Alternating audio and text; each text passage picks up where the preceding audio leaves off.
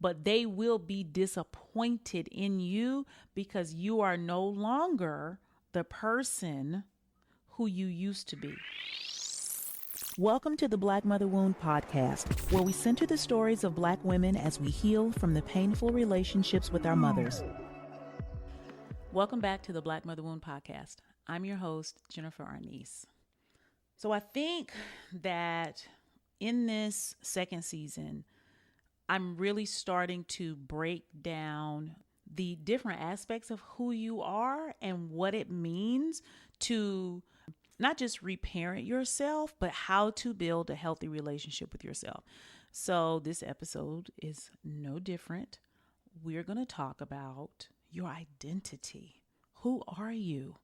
You know, outside of me being Audrey's daughter, who am I? And that pulls up a lot for me because so much of who I am is based off who she is and the relationship that we had when I was growing up. And when you have a mother wound and you don't have autonomy over your own life, you don't have an identity. You don't have an authentic identity.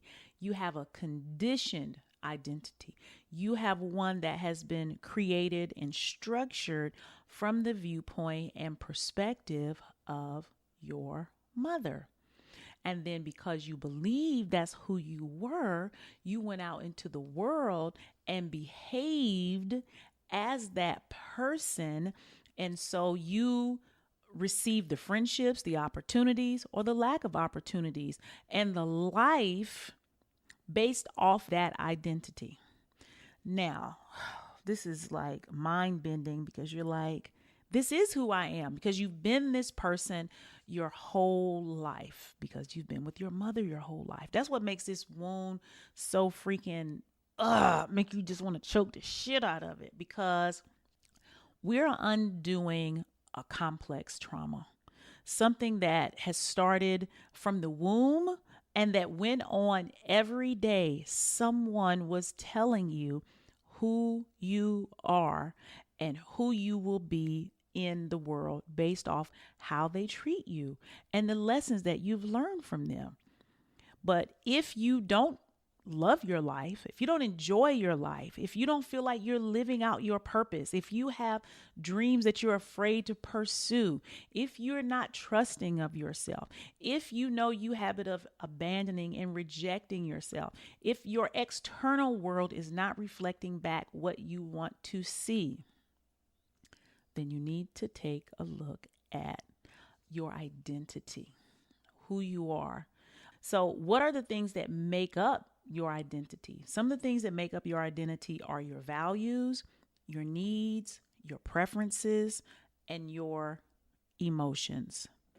And I'm going to quickly go through this. This is a part of what I'm teaching in my Resolve Mother Wound Healing Intensive. So the 11 ladies that were in that first cohort, we dive deeply into how to create an authentic identity. But I'm going to try and give y'all a little bit of it here and also tell you where you can get more resources. And of course, you can also join the wait list. There's a link down in the show notes and you can join the class the next time I have it because it's so awesome. But that's not why we're here. We're not talking about that today.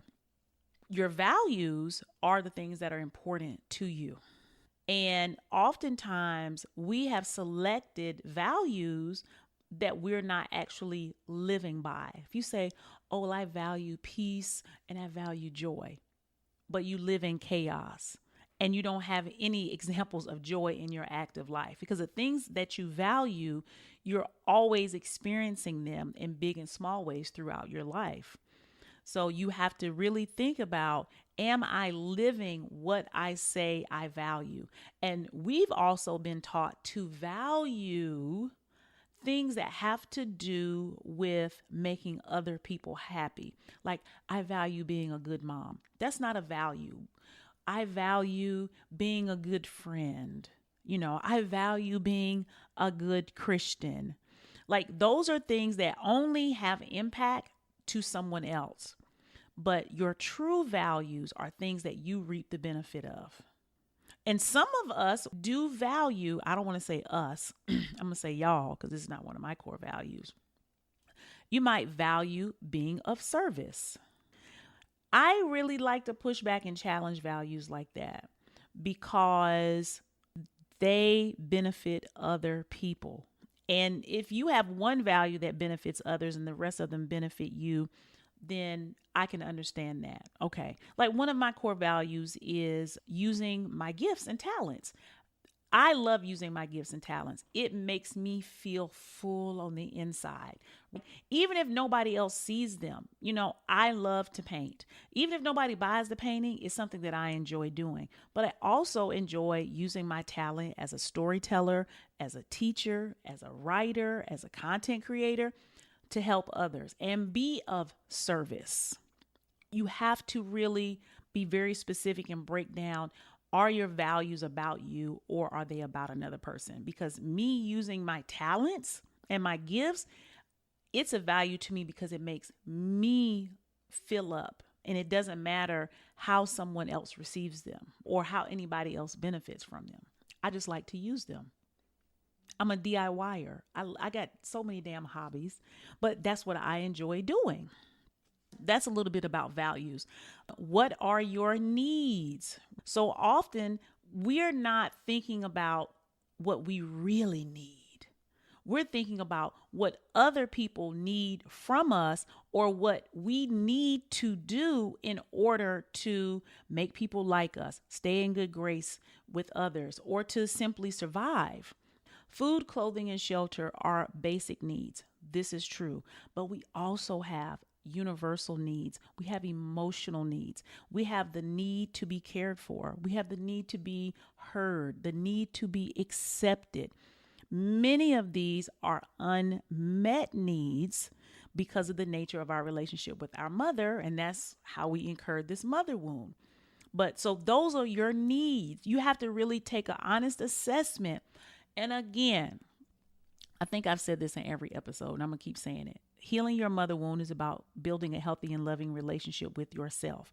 You cannot have a healthy and loving relationship with yourself if you don't know what your needs are and what you need, the things that make you feel fulfilled.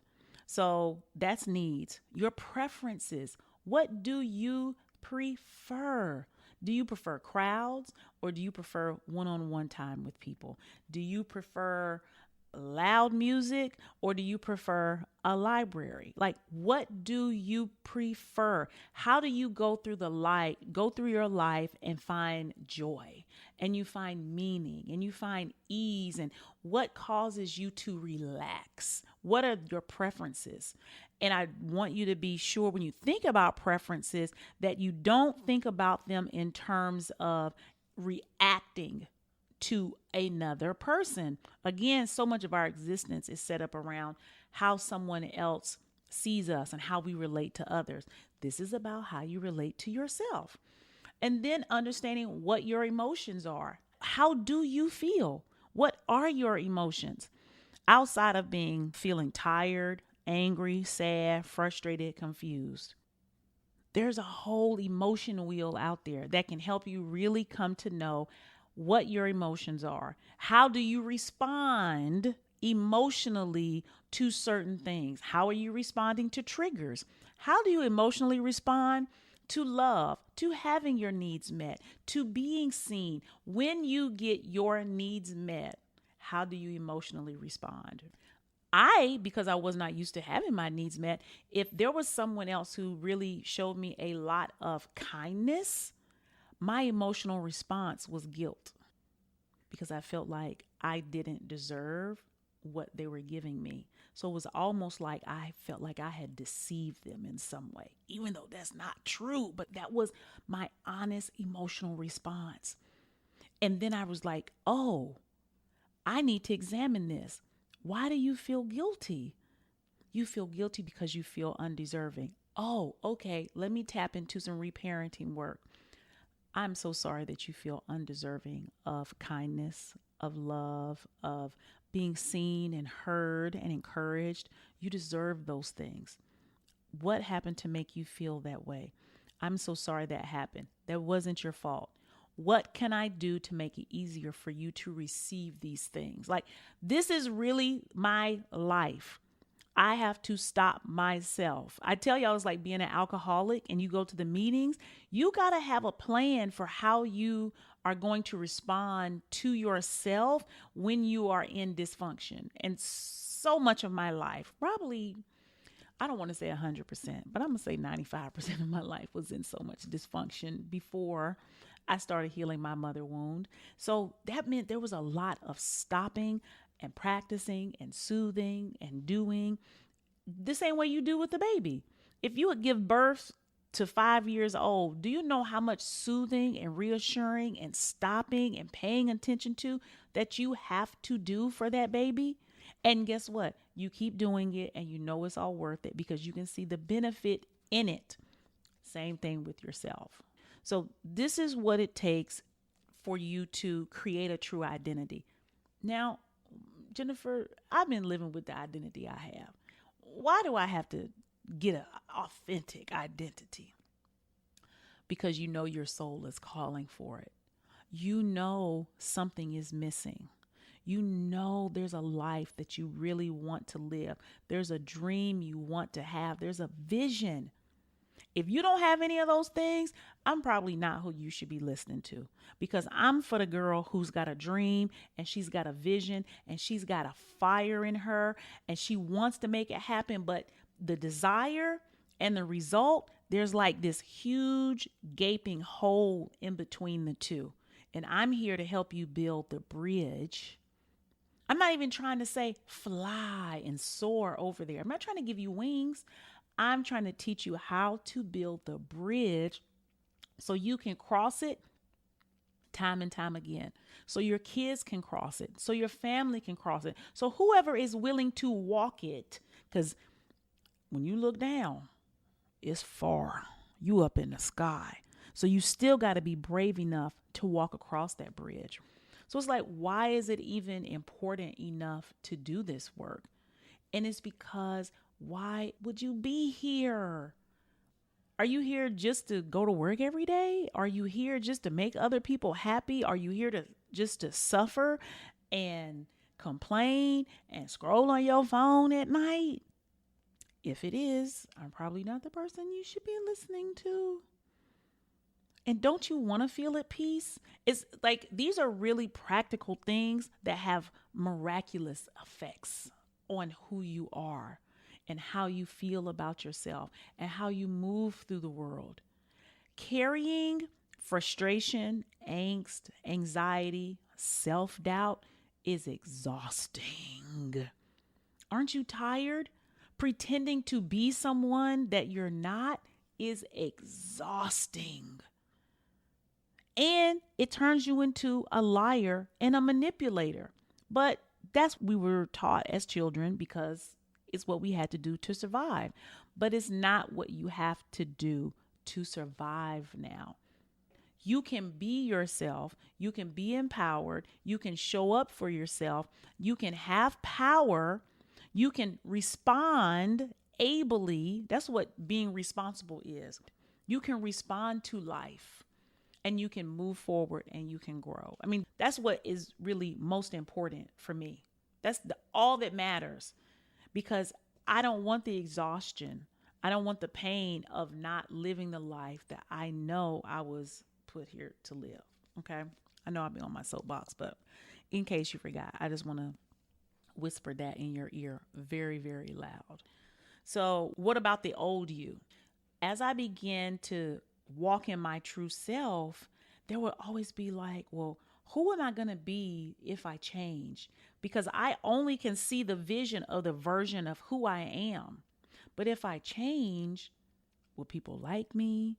What will I do? Will there be a way? It's not kind of scary. It's scary as hell, because you are stepping out of a safe place. It might be a painful place, but it's still a safe place. And you know how to maneuver in that space, even if it is highly dysfunctional.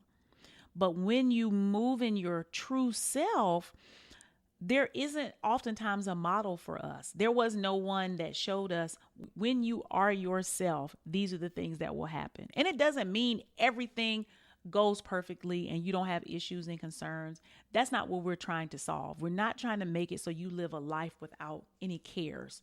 But what we are trying to do is, if you do have cares and concerns and hard times, you can face them authentically, because that's where your power is. You have so much power. What you can end up running from is that power. It's the fear of success, the fear of being authentic. Because for us as children, if we exerted our power, if we exerted our authenticity, we were punished. We were met with rejection. We were stonewalled. We were gaslit. We experienced a lot of loneliness. So it's like, I don't want to feel all those things. I'd rather just be this conditioned version of myself and have people around than be my true self and be powerful and don't nobody want to be around me. But that's not what happens. You open yourself up to experience wonderful and beautiful relationships and experiences. And in the beginning, it is very wobbly. You have to get your legs, but that's okay. That's fine, because you're there for yourself and you can soothe yourself in those wobbly moments. It won't take too much time for you to get the hang of it, because you have to remember, this is who you naturally are. This is the version of you who's been sitting under the surface, who has been fighting to get out. This is the version of you that's been fighting to get out. So it knows what to do. It knows what to say. It's got a whole game plan. It just needs the opportunity. In becoming your true self, you have to be willing to disappoint others. Your goal is not to disappoint them, but they will be disappointed in you because you are no longer the person who you used to be. They can't call you and ask for the same stuff they used to be able to call you for. They can't do the things that they used to do to you and it would be okay. They can't pick up the phone and talk your ear off and not even care about how your day was. They can't do those things anymore. They might call you selfish. They might call you self-centered. Who do you think you are? It doesn't fucking matter. And the more you tune into your authentic identity, you won't even care. It won't even bother you, because you'll be laughing like, huh, you see right through them. You're like, oh, you're trying to use me. You're trying to play me. I don't even have time for that. I would rather spend time with myself pursuing this new life than sitting over there with a bunch of scrubs. This is the power of creating a new identity. This is the importance of creating a new identity. And this is why it's so important and crucial in the healing process when it comes to dealing with your mother wound. This is what happens.